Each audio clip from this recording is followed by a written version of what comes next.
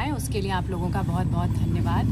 कुछ दिनों पहले हमारे नेता, पार्टी के संस्थापक एवं सूत्रधार श्री प्रशांत किशोर जी ने एनडीए के कुछ मंत्रीगण हैं उन लोगों के बारे में भ्रष्टाचार को लेकर के उन्होंने जो उन पे संगीन आरोप लगाए और वो तथ्यों के साथ लगाए और साक्ष्य के साथ लगाए, तो उसी को लेकर के ये प्रेस कॉन्फ्रेंस की जा रही है।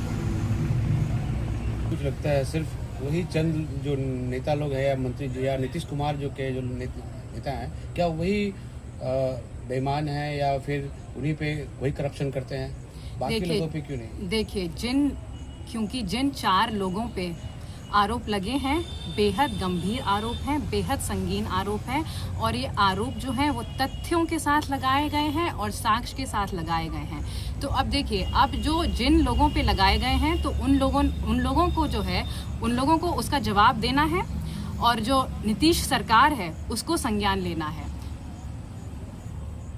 क्या कुछ चाहती है आपकी सरकार? क्या आपकी जो प्रशांत किशोर जी हैं वो क्या चाहते हैं? देखिए, मैं एक चीज़ बोलूँगी कि जो माननीय मुख्यमंत्री हैं नीतीश जी हैं, क्योंकि अब इनके नियंत्रण में चीज़ें नहीं रही। अगर आप पिछला देखें, इन्होंने क्या मानक सेट किया था। इन्होंने कहा था माननीय मुख्यमंत्री जी ने कि भाई हमारा जो है 0 टॉलरेंस ऑन करप्शन है, और ये जब वो अपने फुल प्राइम में थे एज चीफ मिनिस्टर तो ये बिल्कुल उन्होंने ये मानक तय किया था। अगर आप थोड़ा पीछे जाएंगे, जिस भी मंत्री पे गहन आरोप लगते थे या फिर जो चार्जशीट होते थे, चाहे वो आदरणीय जीतन राम मांझी हों, जब उन पे आरोप लगा उन्होंने इस्तीफा दिया, उनसे इस्तीफा कराया गया। दूसरे श्री RN सिंह जी थे, उन पे जैसे ही आरोप लगे, उन पे जैसे ही चार्जशीट हुए, उनसे इस्तीफा मांगा गया। फिर ये मेवालाल चौधरी, उन पे चार्जशीट हुआ और उनसे तुरंत, ज़्यादा टाइम नहीं लगता था, तुरंत इस्तीफा माननीय मुख्यमंत्री जी ने मांगा।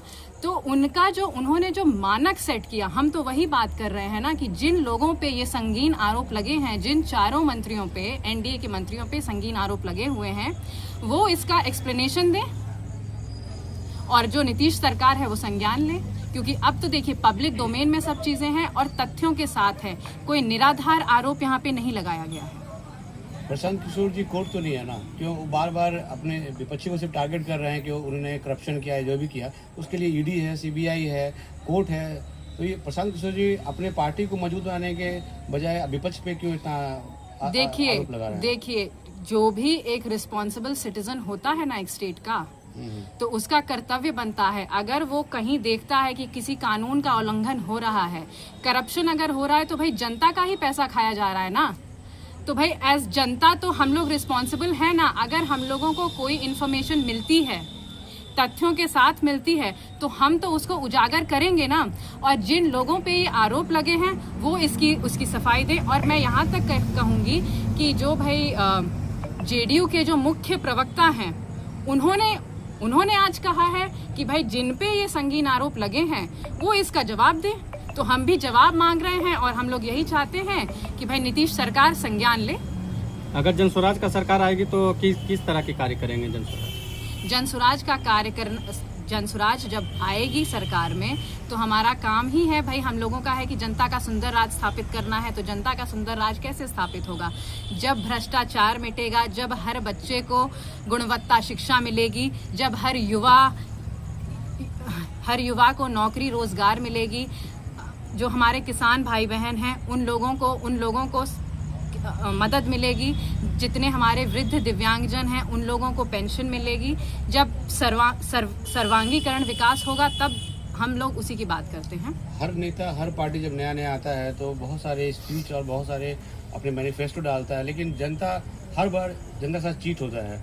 तो प्रशांत किशोर पे क्यों भरोसा करे जनता? देखिए, हम यहाँ पे यही कहेंगे कि बिहार की जनता ने लालू जी का भी समय देखा है। कैसा समय था उनका? लालू जी का भी समय देखा है, नीतीश जी का भी समय देखा है।